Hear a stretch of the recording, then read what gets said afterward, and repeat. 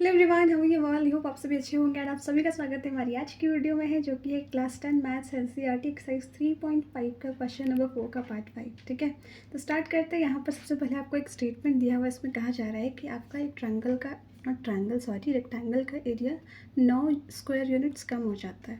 आपको ये पता ही होगा कि हम लोग एरिया को स्क्वायर यूनिट्स में मेज़र करते हैं, यानी कि जितना पहले उसका एरिया था उससे वो 9 कम हो जाता है। ठीक है, कब कम होता है? आपको कंडीशन भी दी हुई है, जब आपका लेंथ, ट्रायंगल में लेंथ और ब्रेथ होती है ना, लंबाई और चौड़ाई, जब लंबाई आपकी 5 यूनिट कम हो जाए पहले नॉर्मल वाले से, और जो ब्रेथ है यानी चौड़ाई है वो आपका इंक्रीज़ हो जाए पहले वाले से।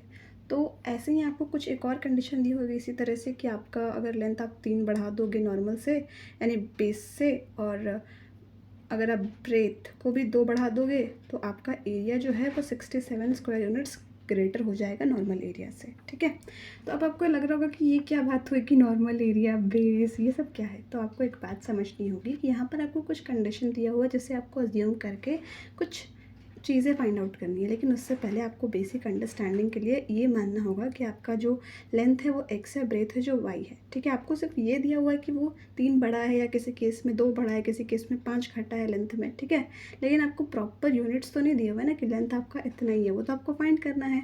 तो अगर आपको लेंथ और ब्रेथ फाइंड ही करना है तो एक्स और वाई 2 वेरिएबल्स मानने होंगे। आप कंडीशन के अकॉर्डिंग लिखना होगा। एरिया आपको पता है क्या होता है, लेंथ इंटू ब्रेथ यानी X into Y, X Y.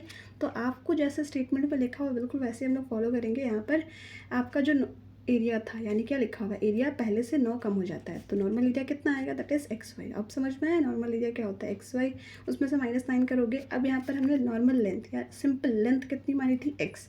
उसको अगर आप एक अज्यूम करने वाली कंडीशन दे रहे हैं यहाँ पर हम लोग कि 5 कम कर दो, और जो ब्रेथ होगा वाई, वाई माना हमने ब्रेथ, उसको अगर आप 3 बढ़ा दो। ये आपका एक अजम्पशन है, इसलिए हम लोग यहाँ पर इसको ऐसे लिख रहे हैं कि x-5 इंटू वाई प्लस 3। नहीं तो नॉर्मल हमारा एक्स और वाई था, बट हमें फाइंड करना है, इसके लिए हमें कुछ ना कुछ कंडीशन चाहिए होंगी। तो आप इसको मल्टीप्लाई करोगे सिंपली, पहले x को y प्लस 3 से, फिर -5 को y प्लस 3 से करोगे, तो आपके पास कुछ एक ऐसा इक्वेशन आएगा, और एक्स वाई कट हो जाएगा। आपके पास कुछ ऐसी एक इक्वेशन आएगी। अब सिंपली सेम चीज़ हम लोग यहाँ पर भी करेंगे। तो क्या लिखा हुआ है कि आपका जो एरिया है वो 67 बढ़ जाएगा। तो एरिया क्या होता है, एक्स वाई। ये आपको हमेशा ध्यान रखना है। हम लोग सिर्फ 67 लिख देते हैं और उसके बाद एक्स वाई लिखना भूल जाते हैं, वो बिल्कुल गलत है। क्यों? क्योंकि आपको क्या बोला कि एरिया बढ़ जाएगा, किससे, एक्स वाई से ना, जो कि आपकी नॉर्मल एरिया होगी। समझने के लिए आप ये वर्ड यूज़ कर सकते हो कि ठीक है नॉर्मल एरिया है। हाँ, अब उसके बाद यहाँ पर आपका इस केस में लेंथ जो है वो 3 बढ़ जाएगा और ब्रेथ भी 2 बढ़ जाएगा। तो वो कंडीशन पुट करनी है, सिंपली मल्टीप्लाई करना है, सॉल्व करना है, एक्स वाई कट जाएगा माइनस माइनस से।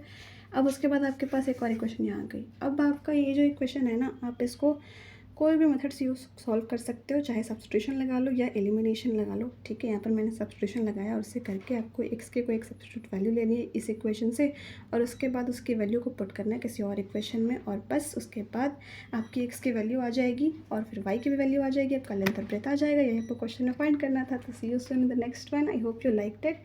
ये क्वेश्चन बहुत ईजी था, बट आपको समझना था कि आपको पहले वाला एरिया को भी मैंशन करना है, और अजम्पशंस ऐसे लेकर चलने हैं कि एक्स आपका नॉर्मल ब्रेथ है, या वाई आपका जो बेसिक वाला आपने माना है।